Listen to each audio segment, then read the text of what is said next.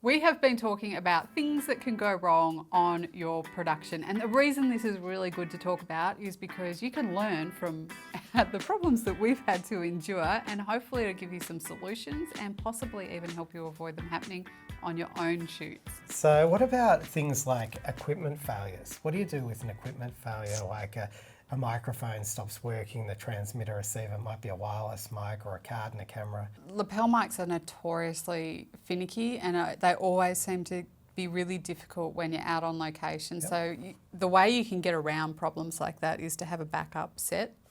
So whenever possible, have additional batteries, a second camera, a second set of lapel mics, two boom mics, so one you might be using and just a spare in your kit, so that, just anytime you can have a redundancy just as a backup, absolutely, when you're on location. Again, you've got to weigh that up with literally the weight, how much gear you're going to be lugging around, particularly on overseas shoots.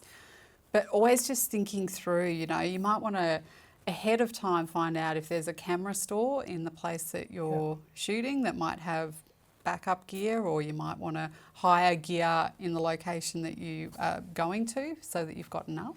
Redundancies, having backups as far as you can is always a really good idea. But some things you just cannot plan for. I mean, we recently did a shoot that was really hard to coordinate with the head of emergency at a very, very busy Melbourne hospital. And the card just failed. But it was corrupt, and there was no way to know that until well after the shoot, when we were back at the office and downloaded all the footage, and it was unsalvageable. That one was unlucky. But again, I think buy good stuff would be my thing there. With something like a card, you can buy ones that are cheap and probably less reliable. I'd go for the ones that are getting good ratings, that people are saying these work well. You don't want to risk it. Yeah, that's true. Do your research on the gear. That's a really good point. All right. What about talent? What can go wrong with talent? The people who are in front of the camera. What can go wrong with it? What could possibly go wrong with talent? Yeah. Well, sometimes they freeze, and these people you thought were going to be amazing just stop working in front of camera. It happens quite often. And often they're really chatty and relaxed before the shoot, but as soon as you start rolling the camera, they freeze. Stage fright. Yeah, and I think distraction is the best antidote to that. As much as you can try and make them forget about all of the kit, connect with them on a one-on-one, maintain clear, line of eye contact, things like that are going to help you through. Yeah. So even the most charismatic person in front of a camera can just clam up and you get nothing out of them. Another problem you can get is someone being over talkative, so you ask them one question and then like 40 minutes later they're still going. That's hard to know, what the answer is, because sometimes that material can be quite good and then you're just going to let it run, and other times you are going to have to interrupt, even if it's not your personality. You're going to have to drop in there. And sometimes when you have a presenter, even if they're very experienced, there'll just be one word and they just cannot say it. No matter how many times you retake, they cannot get the word out. Do you remember Wee Man? Yep. He was narrating one of our films, and the poor bastard couldn't get out the word benevolent. It was in the script, and he was doing everything. Benelephant, it just went on and on and on and on. Until finally the next day he actually turned up and he'd gotten this white, plain white t-shirt, and he'd actually just written benevolent on the front of it. And he finally learned how to say it. And at that point, you just rewrite the script. That's the solution to that one. Yeah, we shouldn't have just persisted. It wasn't that important a word. What about livestock? What about livestock? So I have been in a health clinic where horses walked through. I have been in the middle of the bush and had a donkey turn up. So you've got to be ready for anything when you're out there in the world with your camera gear. I find kids are probably one of the worst types of livestock in terms of really curious kids trying to get their hands, grubby little greasy mitts all over the camera lens, so you've got to be ready to deal with that. They want to operate the camera, which is always a lot of fun, but you've got to make sure they don't knock it over. Or they grab the lapel mic and yell into it when you've got the headphones on. Yeah, talent walking off with the lapel mic, that's a constant source of fun. Yeah. Look, sometimes you just get hell traffic as well, so I think always building in some time for, some contingency time where it's possible is really good. I remember being on a shoot in Moscow, and just hitting traffic like I've never seen before. And getting about 30 kilometres took, over 2 hours, and it was just absolutely brutal, the whole way. And I was so late for that shoot.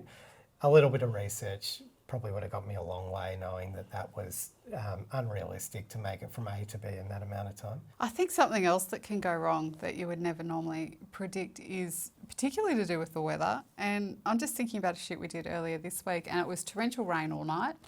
And then the filming gods just smiled on us, and the morning was clear for this 1 hour that we were filming with two people that were incredibly hard to get time with, and it was an outdoor shoot. And we literally were on our way to the airport coming from the shoot, and then it just was torrential rain again even when we took off on our flight, it was still torrential rain. So sometimes things work out. What do you do when you're on a location and for some reason the location falls through, or it's a bus, some security guard comes up and says you can't shoot here after all? I find this is quite common in places like government places in some countries. Universities have this problem often, hospitals. Universities are very difficult to film on unless you've got their PR person with you. They just have a lot of policies around it. So what do you do? Do you think ahead? Well, try and have written permission, but even then that can fail because you can show written permission to a security guard and they just won't even look at it and they just don't want you filming, and that's just the end of it. Sometimes you just get moved on. There's nothing you can do. So you have to sort of have a backup location, like maybe depending on what you're doing, you might be able to just go across the street and have the location in the background and get away with doing that. Sometimes you've just got to pick up and move the entire shoot. I think it's sometimes really good to have a low profile camera in your kit, like an action cam, GoPro, or even a DSLR, which you can kind of get away with moving into places and you just look like an enthusiast. So I'm not saying break, any rules, but I'm saying if you kind of I think you're bending them a little bit there, but when you've got a really big cinema camera on tripod and a big boom microphone and stuff, you draw a lot of attention to yourself. Yep. So sometimes it's good to have something that's lower profile.